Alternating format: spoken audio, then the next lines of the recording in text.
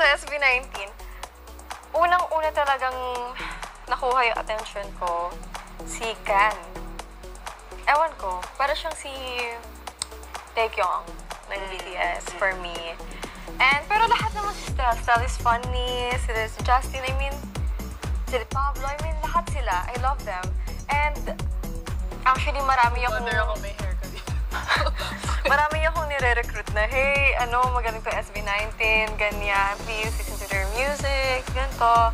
And dream ko rin kasing makapunta sa concert nila. Wala rin akong opportunity kasi nga, busy ako sa tapings, ganyan. And actually, nung nag-judge ako ng Binibining Pilipinas, nandun sila. Yeah, so, syempre, kailangan yung reaction ko, alam mo yung parang, Cool ka lang. Cool ka lang. Pero deep inside, gumagano na yung dibdib ko. Oh my God! Oh my God! SB19, ganyan. Pero, ayun, sana soon. I mean, I wanna meet them in person, of course. And with ITZY, hindi rin ako nakapunta nung concert nila. And yung bias ko dun is si Yuna. Si Ryujin. Alam ko si Ryujin muna eh. Pero si Yuna, I love Yuna. Lahat Nagwawala sa likod ng cam.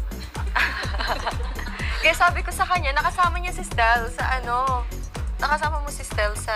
Yeah, sa Disney. Sa Disney. Oo. Sabi ko, kamusta si funny nga. Stell? Ganyan. Gusto ko sila ma-meet lahat. And sobrang proud ako sa SB19 kasi imagine, na siya, international na. Yeah. Lumalabas yung pag-fandom ko. I mean, international na sila. Nakaka-proud lang na may boy group from us na Philippines, di ba? Parang pride natin yun as Pinoys.